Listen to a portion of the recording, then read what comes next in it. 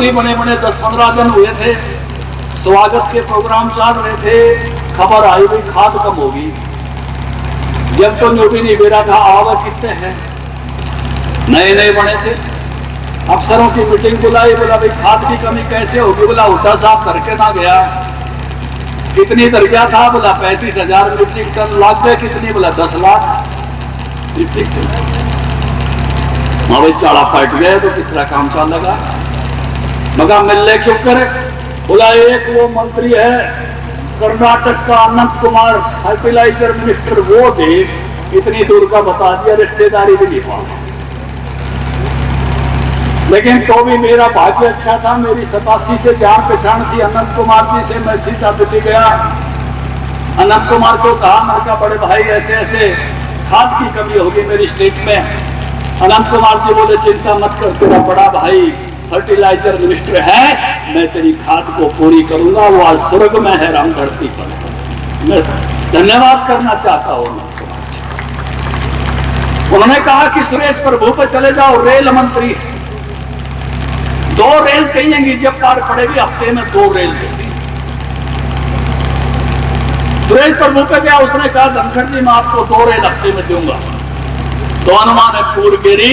हमने मुश्किल से खाद वाला काम पूरा कराया, लेकिन उसके बाद आपको खाद की कभी कमी नहीं आने दी। 8 साल हो गए और मेरे लिए अगले 4 सालों में, 4.5 सालों में तो मैं स्टॉक एक्स्ट्रा रखा था, किसी और स्टेट को जरूरत पड़े तो उसको भी दे सकते थे। रामकृष्ण बुजुर्गों, नौजवान साथियों, फसल बहुत अच्छी आ रही थी।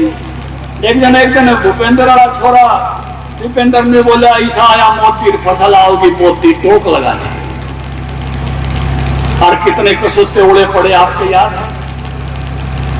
और पहले ही फसल पर हमको 1095 करोड़ रुपया मुआवजा देना पड़ा। हेलीकॉप्टर लेके आपके यहाँ की फसल देखने मैं, सुखविंदर, रामविलास पासवान सब आए थे, भांडवा में आए थे, प्रेम भांडवाड़े गांव। और लोग ने बोले गोड़ गिरदावरी करा देते, गोड़ गिरदावरी। मैं मुख्यमंत्री से कहा कि हम किसान मोर्चा में काम करते थे, मुख्यमंत्री जी ये ओढ़े पड़ गए, अरे मुआवजा देना पड़ेगा। और 2.5 रुपया चेक हुड्डा की सरकार दिया करती, हम टीवी पर दिखाया करते। अरे मारे चेक दिखाए जाएंगे। तो बोला के करा, मगर कम से कम 500 रुपया का चेक, चाहे किसी का एक खुदो। हमारे टाइम में 500 से कम किसी का चेक आया हो तो बता दो। और मां दूसरा मुआवजा करो 12,000। हुड्डा ने 10 की घोषणा करी थी, गोहाना रैली में करया नहीं। अगर हमने 10 कराया तो यूं कहेगा मेर लाए है, 2 बढ़ा के करो। 12,000 एकड़ का मुआवजा करके 1,095 करोड़ रुपया पहले साल में मुआवजा पहुंचा। 1,095। कपास की फसल पर सफेद मक्खी आ गई। अब ऐसे चौटाला बोला ही क्या करोगे, माई पी देंगे। और 940 करोड़ रुपया कपास के किसानों का सफेद मक्खी का मुआवजा दिया। तीसरी बार फिर ऐसा विषय बहने उठाया, तो 1,800 करोड़ रुपए धनखड़ साहब खजाने में थे, तने बांट दिए, वाई लुटवा ली। और जब आगे दिक्कत आ गई तो हमने भाई अपने मकान पे बैठ के फसल बीमा की योजना बनाई, मोदी जी को देके आए। मोदी जी ने वो अनंत इनको अरुण कुमार जी को दी, अरुण जेटली जी, और अरुण जेटली जी ने मुझे बुलाया कि तुम्हारा बनाया हुआ ड्राफ्ट मुझे प्रधानमंत्री ने दिया है, ओम प्रकाश धनखड़ मुझे सारी बात समझाओ। मैंने उनको सारी बात बताई और अरुण जेटली बोले अब आप मत बोलना इस विषय पर, अब इस विषय पर मैं पूरे देश में इस बीमा को लागू करूंगा। और आज अरुण जेटली भी स्वर्ग में है, मैं उनका धन्यवाद करना चाहता हूं। उन्होंने बीमे की योजना पूरे देश में लागू, और जिसके कारण से हमारे किसानों को लगभग 1100 करोड़ रुपया बीमा और डिजास्टर मैनेजमेंट का मिला के 1100 करोड़ रुपया मुआवजा सालाना मिला है। हुड्डा साहब की सरकार ने पूरे 10 साल में 1100 करोड़ निकला था। बताओ ये इलाके के हेज प्रेम का काम हो गया। हर फसल की हम खरीद करें। जहां हमने पदयात्राएं निकाली थी स्वामीनाथन लागू कराने के लिए, उसके सच्चे अर्थों में इम्प्लीमेंट करने का काम हमने हरियाणा में करा कि हम हर फसल को खरीदेंगे और नहीं खरीदेंगे तो भावांतर भरपाई देंगे। हमने बाजरे में भी भावांतर भरपाई देने का, खरीदने का काम किया। बताओ इलाके के प्रेम इसमें दिखा था। मुझे याद है बंसीलाल जी के बात, बंसीलाल जी कहा करते थे कि ये जो नदी के किनारे किनारे लोग बसे हुए हैं, क्योंकि ये बाबर की धरती और उसको खातर की धरती कहते हैं। बोला ये खातर आने हमको गंडे नहीं देते, गुड़ नहीं देते, रिश्तेदारी नहीं करते, हमको बाबरी कहते हैं। एक भाई धान का किला और बाजरे का किला भाव देकर बराबर कर दिया, बेशक रिश्तेदारी कर लो, कोई दिक्कत नहीं। ये बना हमारे इस 9 साल में हुआ तो नहीं हुआ, एक करके दिखाया हमने। किसी और प्रदेश में नहीं है ऐसे भाव, किसी और प्रदेश में राजस्थान अपने पड़ोस में रिश्तेदारी है। ये स्वतंत्र के भी मामा भाजपा चुनाव में सारे धंधेवादी हमारे काली सरकार के चक्कर में रहे। इस तरह से 2-4 करोड़ ने सरकार के भाव मिल रहा है। उसके लिए हमें मेरी कसम मेरा को करना पड़ा, क्योंकि इतनी बड़ी स्टेट का बादशाह हम किस तरह होता। हमारी तो छोटी सी स्टेट है और राजस्थान तो हमसे कई गुना बड़ी स्टेट है। इतना बादशाह हमारे से कैसे होगा? राजवाला जी कार्ड हमारा है, इनका भी राजस्थान से संबंध है ना, तो समझे गलत तो नहीं। ये पता हमने यहाँ तक मेरे को एक कमेटी का चेयरमैन बना दिया, जिला बनाने की कमेटी, सब डिवीजन बनाने की कमेटी, और जिस दिन चेयरमैन बनाया उसी दिन सोचली की दादरी को जिला बनाना। मीटिंग हुई कमेटी की, बाकी मंत्री भी थे उसमें, अफसर भी थे। मंत्री बताया जिस लेटर लेना वो ले लेना, तो मेरी बात की हाँ। उनने जो अपनी मांग बताई, किसी ने सब डिवीजन, किसी ने तहसील, मैं खरीद पूरी करूंगा, लेकिन दादरी को जिला बनाना है। अफसर बोले एक सब डिवीजन का जिला कैसे बन सकता है? मैं कहा 5 लाख को दूसरा सब डिवीजन बना दो। एक सब डिवीजन का जिला नहीं बन सकता, मुझे भी पता है। दूसरा सब डिवीजन बना दो, ब्लॉक कम रहे ब्लॉक बढ़ा दो। ये सब चीजें हमने अपने इस काम से की। जिंदगी के 35-36 साल आपकी सेवा में बयानी जिले में अध्यक्ष से शुरू होकर पार्टी में यही काम करना। जब पार्टी बड़ी छोटी थी, जो मनीष नाड़ मारा मनोहरलाल की दुकान आते थे, धनपाल के खेतों में आकर ये जो कैसे अपने इस इलाके की सेवा की जा सकती है। सिंचाई मंत्री का काम था, मेरे पास अफसर आए, एक कोई बड़ा काम कर सकते हैं, मैंने कहा क्या कर सकते हैं? बोला किसी एक इलाके की नहर के सिस्टम को ठीक कर सकते हैं, 140 करोड़ रुपया आप कहो तो एक कलम से दे सकते हैं। मगर वो कलम चलवा और लिफ्ट इरिगेशन का सिस्टम सबसे पहले ठीक करा के क्यों करें? 140 करोड़ रुपए की बड़ी रकम सबसे पहले लिफ्ट इरिगेशन के लिए दी और अफसरों को कहा तेल पर पानी पहुंचाने का काम करो। मनोहरलाल जी ने बाद में मेरे से मंत्रालय ले लिया और फिर ऊंट पे घूम के तेल भरी हुई दिखाई।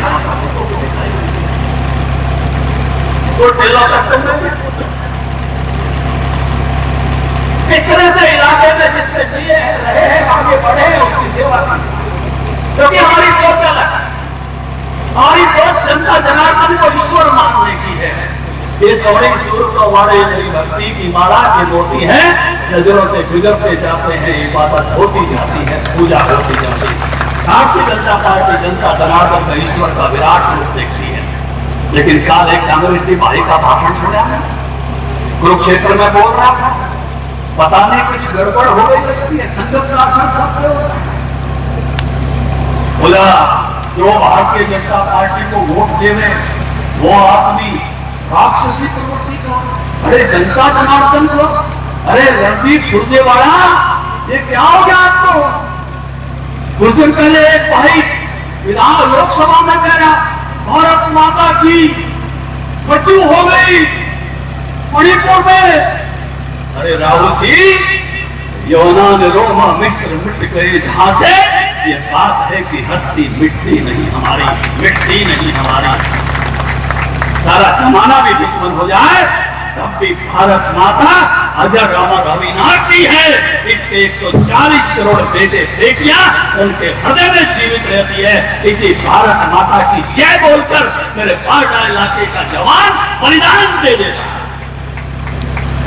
आए हैं, कालक्रम की गति ऐसी होती है, कभी कभी तकलीफ होती है कालक्रम की गति से, किसी इलाके में होती है कालक्रम की गति से तकलीफ। वो तकलीफों को भी झेला है माँ भारती ने, लेकिन माँ भारती के लिए कौन से शब्द इस्तेमाल करने चाहिए।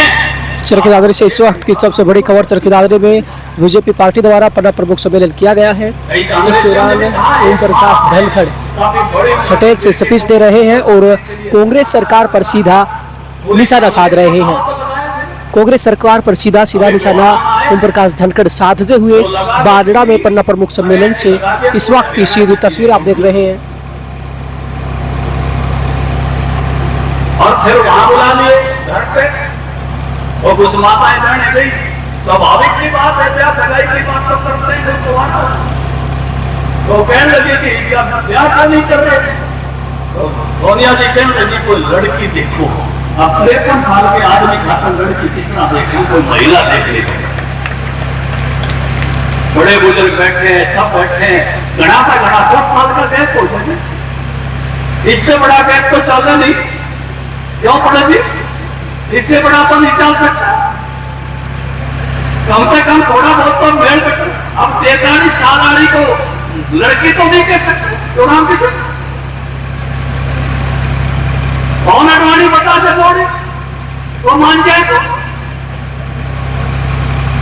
बुजुर्गों, नौजवान साथियों, जो मैच्योरिटी आनी चाहिए, जो समझ आनी चाहिए थी, वो उसमें तो इतने वर्षों में हम देख नहीं पा रहे। लेकिन कल सुनने वाले के बयान से भी जनता जनार्दन का दिल आहत हुआ है। अरे जब तुमको 70 साल तक वोट देते थे, तुमको कभी ऐसा शब्द कि जनता जनार्दन के ईश्वर के प्रति, इसके प्रति सदा श्रद्धालु रहो, कभी वोट देंगे कभी नहीं देंगे। ये भारत का विराट पुरुष है जनता, ये जो है ये साक्षात ईश्वर है। इसलिए जहाँ राम को राम कहा जाता है और जनता को जनार्दन कहा जाता है, इसके आशीर्वाद से ही सब आगे बढ़ता है। आपको कुछ समय के लिए शासन नहीं मिला तो ये संसद में कहा जाना और जनता जनार्दन के लिए क्षेत्र में कहा जाना निश्चित रूप से अशोभनीय है, निंदनीय है। आज बारड़ा की इस सभा में जो जिस तकलीफ को महसूस कर रहे हैं कि कांग्रेस के बारे में बस मैं एक ही बात कह सकता हूँ। रामायण में तुलसीदास जी ने कहा है, जाको मैं जारो दुख देव ताकि मती पहले। जब भगवान किसी को तकलीफ देना चाहते हैं तो उसकी बुद्धि। बुजुर्गों, नौजवान साथियों, 9 साल पहले, और इसमें बदलाव कितना है तो चर्चा मैं आपसे करना चाहता हूँ। मैंने पढ़ी लिखी पंचायतों का संकल्प लिया और उसमें एक शर्त लिखी थी कि आपके घरों में बाथरूम होना चाहिए तो सरपंच पंच का चुनाव लड़ने देंगे। प्रधानमंत्री जी ने उस बात को आगे लिया और कहा केवल पंच सरपंच के नहीं, हर घर में शौचालय होना चाहिए। और 9 साल बाद हमें ये कहने में कोई अतिशयोक्ति नहीं है, सर्वोक्ति है कि 9 साल पहले बटेरू भी आ जाता तो हम उसने कहते बटेरू खा ऊपर चाल करने को माला है। लेकिन आज ये कहने की जरूरत नहीं। बदलाव हमने अपने आंखों से इसी 9 साल में देखा। हमारी माताएं बहनें गोद से काटती, घास इकट्ठे करती, ईंधन के लिए जाली की लकड़ियां जहां लेके आती। बारिश के दिन हो जाते तो ईंधन को कैसे बचा कर रखा जाए, सूखा रखा जाए, इसकी कोशिश करती। और बरसात में फूकड़ी मार के आंखों में पानी आ जाता। ये बाढ़ आते तो फूकड़ी मिला है कि नहीं मिला है? मिला है फूकड़ी? मेरे ख्याल से फूकड़ी अब मिलती नहीं है। पहले तो एक आध टप्पर का नाम भी झोपड़ी रही चरखी दादरी से बड़ी खबर बता दें, चरखी दादरी के पन्ना प्रमुख सम्मेलन में ओम प्रकाश धनखड़ सिलेंडर की सुविधा के बारे में बोल रहे हैं कि काफी ज्यादा परिवर्तन आया है। और पहले जो महिलाएं हैं वो घर का काम जो चूल्हे पर खाना पकाती थी, लेकिन पिछले 9 सालों में सरकार बीजेपी के आने के बाद अब उन्होंने काफी ज्यादा सिलेंडर हर घर तक पहुंचा दिए हैं। हालांकि इस बात से नकारा नहीं जा सकता कि सिलेंडर के दाम काफी ज्यादा बढ़ चुके हैं, महंगाई की मार झेलनी पड़ रही है। ये पानी की कमी का इलाका दूर तक से पानी शहर पे ढोल ढोके जाते थे, कई जगह तो ऊँटों पर जाना पड़ता था। और हर घर में नल से जल का काम नरेंद्र मोदी जी ने हर माता बहन के सिर से बोझ उतारा जाए, इसके काम में लगे सबके। ये सत्येंद्र लड़की तो बात अलग थी, राजपूत समाज में तो खुद भरना पड़ता था, पीठ पे कोई निशान तो नहीं।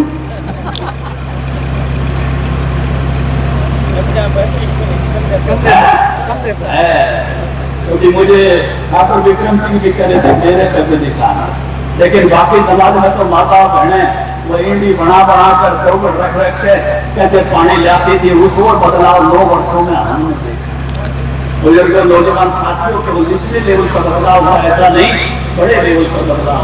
हमारे को अटैक कर जाता था और हम केवल ये कहते थे अच्छा नहीं हुआ, अच्छा नहीं हुआ, भारत इसका संज्ञान लेगा, भारत इसकी निंदा करता है। लेकिन मोदी अब निंदा नहीं करता, मोदी तो ठोक के आता है, ठोक के। अब अगर पुलवामा होता है तो बालाकोट होता है, उड़ी में इधर होता है तो उधर भी होता है।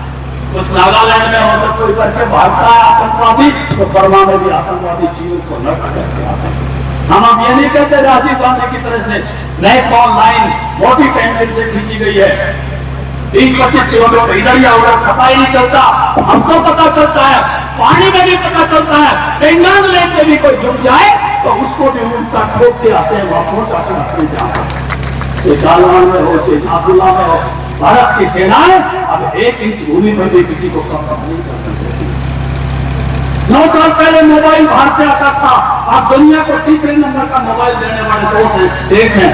हम दुनिया के तीसरे नंबर के गाड़ी बनाने वाले और दुनिया को गाड़ियां देने वाले देश हैं। हम दुनिया की फार्मेसी हैं, 50% दवाई दुनिया को भारत देता है, 70% अफ्रीका को दवाई भारत देता है, अमेरिका को 40% दवाई भारत देता है। दुनिया की फार्मेसी से हम दिखाया है। दुनिया में हमारे देश का सम्मान आपने देखा, योगी जी पापा भारत के प्रधानमंत्री गए थे, वहां के भाषा अफसरों में नमन करने लगे। अपने बेटा को पत्रकारों ने पूछा ये क्या किया, कोई रास्ता कभी रास्ता पैर नहीं छूटा, कौन से सबसे उपकरण किया जाए इसकी भी चिंता की जाती है। कौन सा शब्द बोले दूसरे राष्ट्र से। अमेरिका के प्रेसिडेंट ने एक बार पूछा था इंदिरा गांधी को, मैं मैडम कहूँ तो कैसा रहेगा। इंदिरा ने देखा पहुंचाया था कि मुझे तो सर कहना, मेरा मंत्री मुझे सर कहना। इतनी छोटी छोटी बातों का आउटपुट जाना जाता है, लेकिन पैर छुए छुए कोरोना से जूझ रहा था। किसी आसपास के मुल्क ने मेरी मदद नहीं की।